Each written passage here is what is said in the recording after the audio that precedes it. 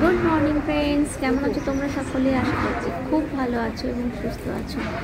আশা করি প্রত্যেকের ক্রিসমাস খুব ভালো কেটেছে। আমাদেরও খুবই ভালো কেটেছে ক্রিসমাসের দিনটা। গতকাল ক্রিসমাস ছিল এবং সেদিন আমরা সবাই মিলে, পুরো ফ্যামিলি মিলে আমরা একটুখানি রেস্টুরেন্টে লাঞ্চ করতে গিয়েছিলাম। আর সেই নিয়ে আজকে একটা ছোট্ট পুচকি ব্লগ নিয়ে তোমাদের কাছে চলে এলাম।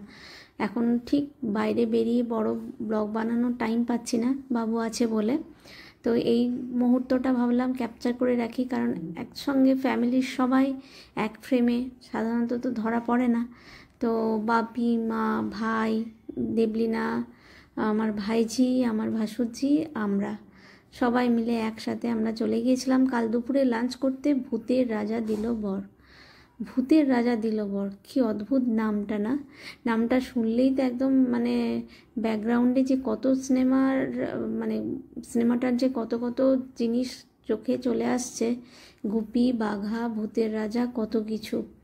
তো যাই হোক, সেই নামটা শুনেই কিন্তু আমি এই জায়গাটা সাজেস্ট করেছিলাম যে এই জায়গাটা একবার যাব, কি আছে একবার দেখে আসতে হবে। যদিও রেস্টুরেন্টটা খুব একটা বড় বা স্পেসিয়াস নয়, জায়গাটা খুবই ছোটোর মধ্যে, কিন্তু খাবার নিয়ে কিন্তু আমি এক কথায় বলতে পারি ভীষণ ভালো।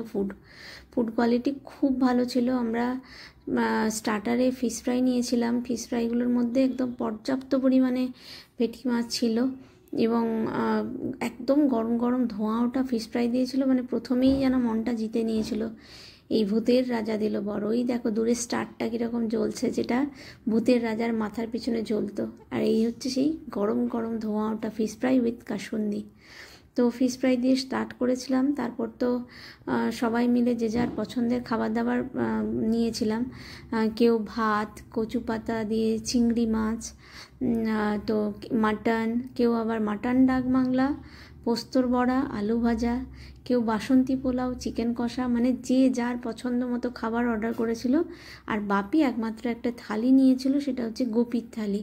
তাতে কিন্তু মাছ, মাংস সব কিছু ছিল। মানে চিংড়ি মাছ ছিল, চিকেন ছিল, ডাল ছিল, শুক্তো ছিল, তারপর কচু পাতা দিয়ে, মানে কচু শাক দিয়ে ইলিশ মাছের মাথা দিয়ে একটা তরকারি ছিল, আলু ভাজা ছিল, পাঁপড় ভাজা ছিল, রসগোল্লা আর পায়েস, চাটনি, সমস্ত কিছু ছিল। একদম ভরপুর যেরকম থালি হয় সব কিছু ছিল। আর বাকি আমরা তো আমাদের মতো করে সব কিছু শেয়ার করে খেলাম। তো হ্যাঁ, একটু বলতে পারো যারা একটু ঝাল কম খায় তাদের একটু হয়তো মানে একটু স্পাইসি লাগতে পারে, কারণ মাটন ডাক বাংলোটা একটু স্পাইসি ছিল। আমাদের বাড়িতে আমি বা আমার ভাইয়ের ওয়াইফ, আমার মা, এরা ছাড়া খুব একটা কেউই ঝাল খায় না। তো ঝাল ওদের একটু লাগতে পারে, বাট এমনিতে কিন্তু নাহলে খাবারের মানে কোয়ালিটি ভীষণ ভালো ছিল, একদম ফ্রেশ ছিল, ভীষণ ভালো ছিল। এবং সবথেকে বড় কথা, মধ্যবিত্ত সংসারে কোথাও কিছু করতে গেলে আমাদেরকে যেটা প্রথমে ভাবতে হয় সেটা হচ্ছে বাজেট।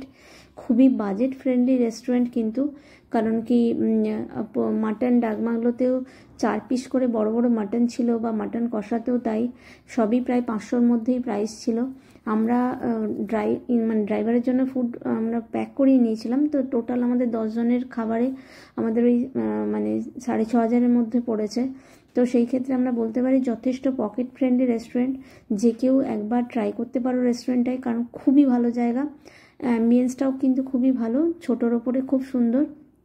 আর যদি আমার এই ছোট্ট পুচকি ব্লগটা তোমাদের ভালো লেগে থাকে তাহলে অবশ্যই লাইক করো, কমেন্ট করো, শেয়ার করো। আর যারা চ্যানেলটাকে সাবস্ক্রাইব করোনি তারা প্লিজ সাবস্ক্রাইব করে দিও। ভালো থেকো, সুস্থ থেকো।